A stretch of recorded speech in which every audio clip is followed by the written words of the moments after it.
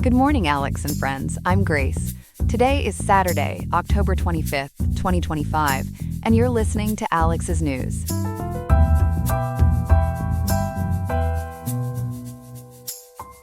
The high in Riverside today is 74.3 degrees, with a low of 58.0, making for a mild fall day perfect for outdoor activities.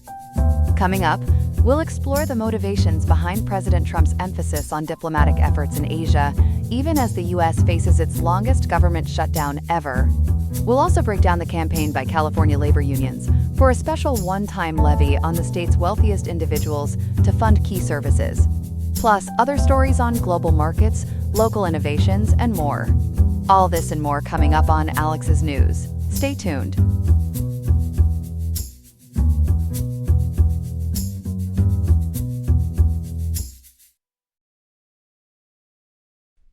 Good morning, everyone. Today, we're diving into President Trump's high-stakes Asia sprint, his first big international jaunt since reclaiming the White House after that nail-biter 2024 election win. It's unfolding right now against the chaos of a government shutdown that's dragging on like a bad sequel. Joining me from the studio to unpack this diplomatic dash is our senior political reporter, Ethan. Ethan, take us through the basics of this trip. Thanks, Grace. Absolutely. President Trump kicked off this 5-day whirlwind on the evening of October 24th aboard Air Force One, heading for a 3-country blitz through Malaysia, Japan, and South Korea. It's all about boosting U.S. economic ties, pushing for peace in the region, and tackling those boiling tensions with China. According to reporting from the Associated Press, Trump told reporters on the plane he's eyeing, quote, fantastic deals, end quote, to help American workers. But here's the kicker, and I'll explain for folks tuning in. ASEAN stands for the Association of Southeast Asian Nations, a bloc of 10 countries in Southeast Asia working on economic and security cooperation, much like a regional NATO but focused more on trade. That sounds ambitious, especially with the shutdown at home. How long has this federal freeze been going on, and what's the human cost? Spot on, Grace. It's the third shutdown in Trump's second term and the longest full one in U.S. history, stretching over 3 weeks since October 1st due to congressional stalemate on fiscal year 26 funding. Nearly 900,000 federal employees are furloughed, meaning they're sent home without pay, while 2 million more are working but waiting on those paychecks. As the Washington Post reports, this has hit hard, with everyday Americans feeling the pinch from delayed food aid to flight snarls. Democrats are fuming, accusing Trump of jetting off abroad while essential services sputter. It's like he's sprinting overseas, while Washington's stuck in neutral. Love that shutdown sprint pun, Ethan. So starting with Malaysia tomorrow morning, what's on the docket there? And remind viewers, why is this ceasefire deal such a big win? Trump lands in Kuala Lumpur on October 26th for the 47th ASEAN Summit, where Malaysia's chairing things this year. According to Bernama, Malaysia's national news agency, it's a chance to show U.S. muscle in trade, defense, and countering China's South China Sea moves. The highlight, as covered by The Diplomat, is Trump witnessing a ceasefire signing between Thailand and Cambodia, ending deadly border fights from earlier this year. This truce was brokered in July after clashes killed dozens, and Trump used trade carrots and sticks, like withholding deals, to get them talking, per Business Today Malaysia. It's classic America First diplomacy from his first term. Plus, he'll meet Malaysian Prime Minister Anwar Ibrahim to chat investments and people-to-people links, potentially reeling in billions for U.S. projects, as noted by Anadolu Agency. Impressive lineup. Then it's off to Japan on October 27th. Who's the new prime minister there, and how fresh is her role? Right, Grace, Japan next with Prime Minister Sanae Takaichi, the country's first female leader, sworn in just 4 days ago on October 21st after winning her party's presidency on October 4th. The Japan Times reports her hawkish views on defense make her a strong partner for Trump. Their talks, outlined in The Guardian, focus on beefing up the U.S.-Japan alliance, with Trump pressing for that $550 billion investment pledge from Japan, tied to lower tariffs and bringing jobs back home. He'll also visit U.S. troops there, reaffirming commitments against North Korea and China, according to Associated Press dispatches via Japan Today. Expect talk of joint military drills to keep the peace in the Pacific. Building those alliances makes sense. Wrapping up in South Korea on October 29th and that big Xi Jinping summit. What's the latest on where and when that happens? October 29th in Seoul for a bilateral with President Lee Jae-myung, his second meeting in 2 months since Lee's June 4th inauguration after a snap election following his predecessor's impeachment. As NPR reports, they'll hit denuclearization with North Korea, semiconductor supply chains, and economic boosts. But the real fireworks are the October 30th face-off with Xi in Yeongju on the sidelines of the APEC leaders meeting starting October 31st. That's the Asia-Pacific Economic Cooperation Forum, GRACE, a group of 21 economies pushing free trade, hosted this year by South Korea.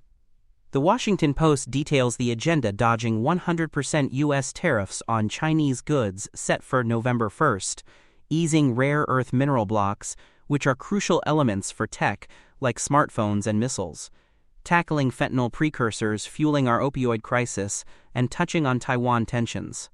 Trump wants China buying massive soybean hauls to help farmers, per Financial Post. Expectations are cautious, but it could be a turning point, as PBS NewsHour analyzes. And back home, how's the shutdown biting while Trump's away? Any key impacts we should know?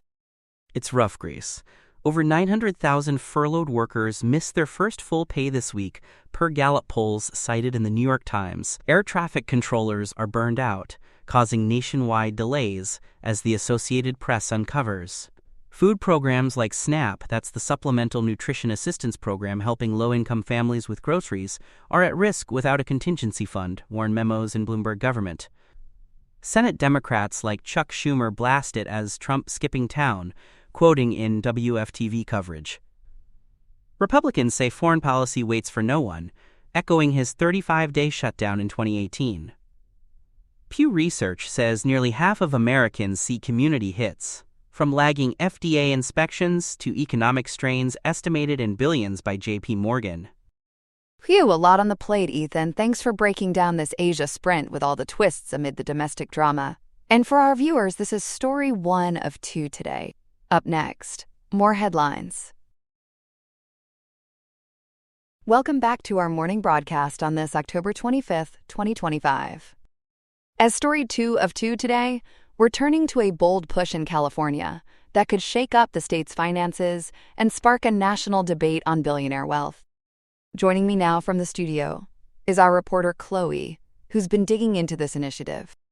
Chloe, what exactly is the 2026 Billionaire Tax Act? Thanks, Grace.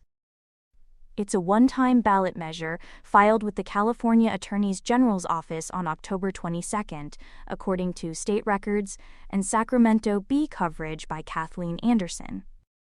Spearheaded by the Service Employees International Union United Healthcare Workers West, or SEIUUHW, in coalition with St. John's Community Health, it proposes a 5% tax on the net worth of about 200 billionaires in the state as of December 31st, 2025.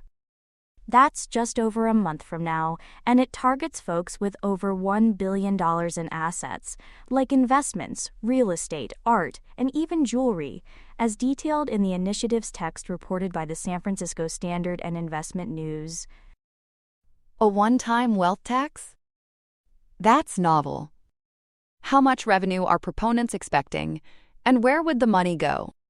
Absolutely, and it's designed to be a snapshot tax to avoid ongoing burdens.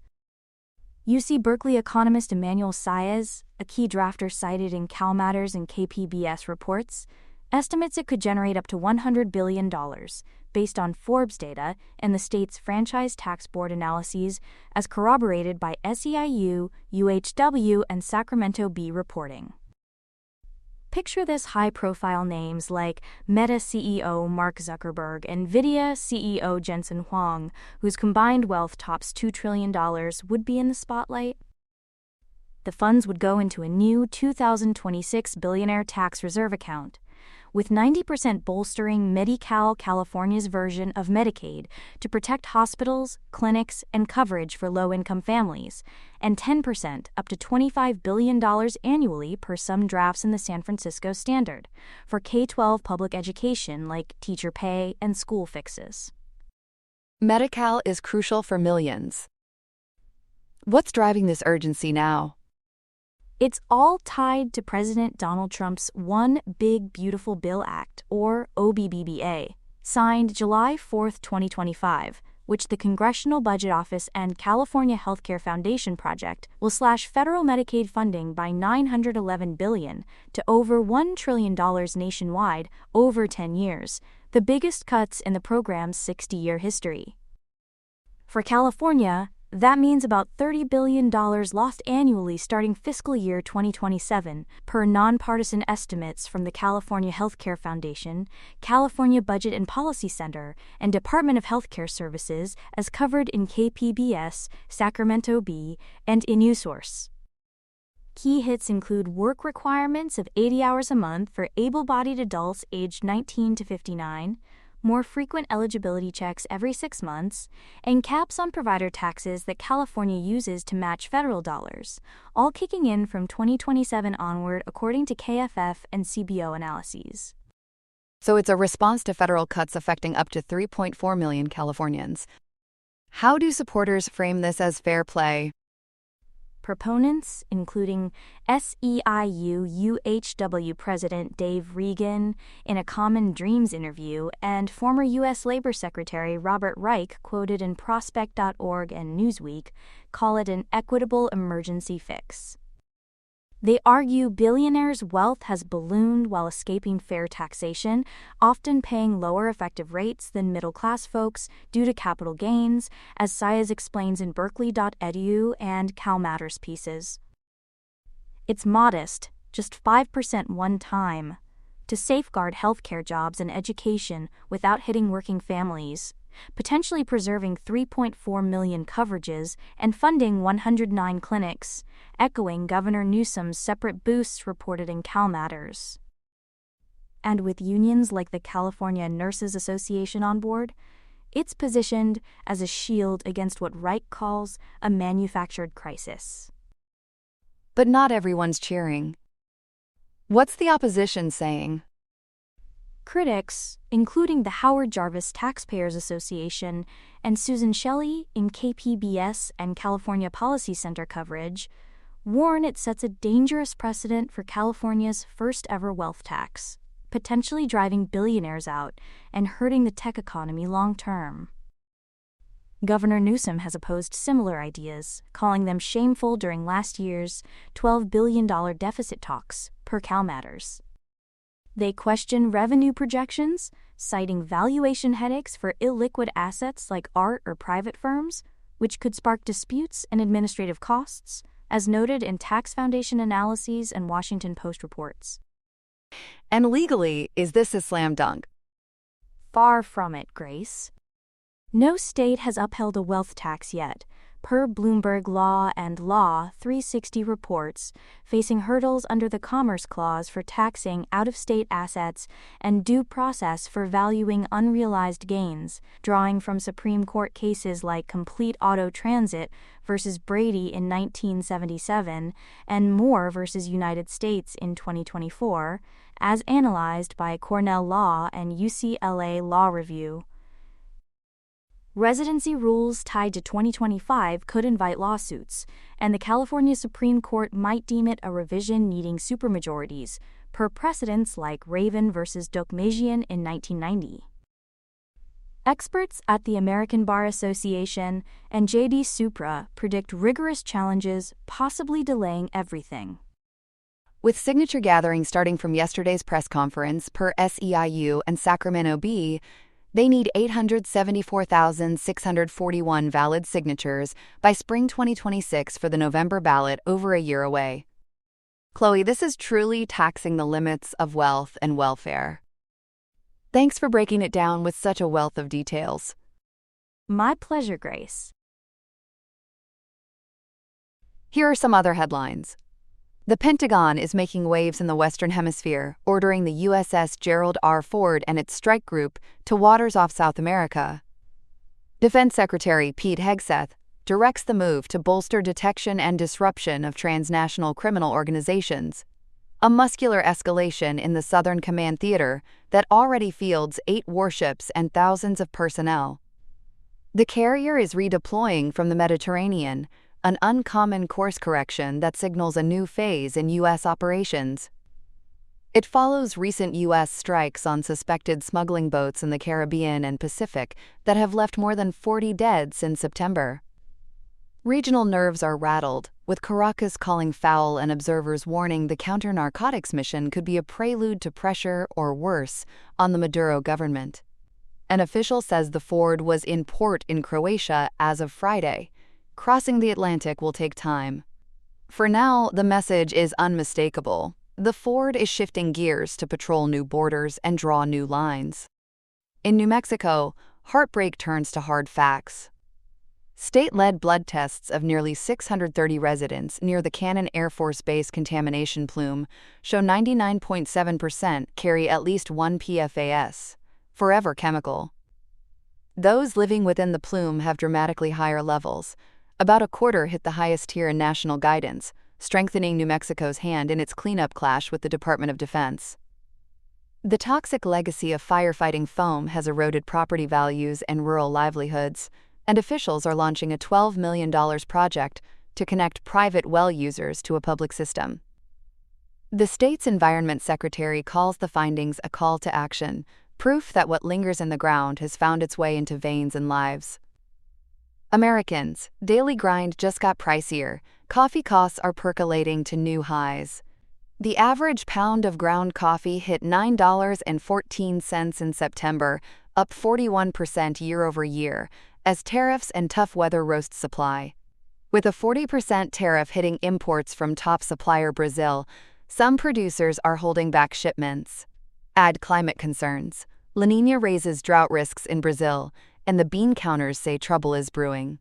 With 99% of U.S. coffee imported, consumers feel every policy ripple. A bipartisan bid from Representatives Don Bacon and R. O'Connor would ditch the duties, arguing the tariff is a latte tax on Americans.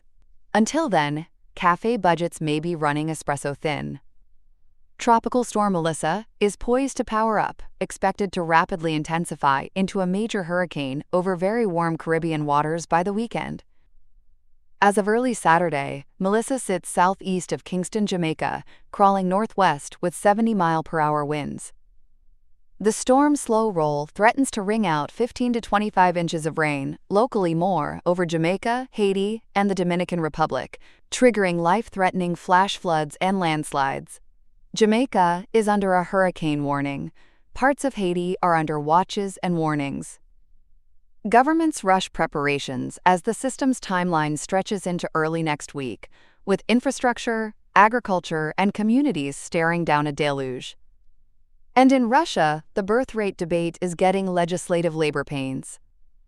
Facing a shrinking aging population, 30% now 55 or older, up from 21.1% in 1990, and the lowest monthly births in more than 2 centuries this February, the Kremlin is pushing traditional family values laws. New measures ban promoting abortion and child-free ideology, and outlaw all LGBTQ+ activism, while a bill to fine child-free advocacy advances. President Vladimir Putin calls raising births crucial, tying population to security. Critics warn the crackdown may drive abortions underground and curtail rights without delivering a baby boom, policy that could prove more stick than carrot and less cradle than crackdown. That's all we have for now. Today's episode was made by Alexander King with Claude Sonnet 4.0, Gemini Pro 2.5, Gemini Flash 2.5, and Google Cloud Text-to-Speech. I hope you have a great day. I'll see you tomorrow, Alex.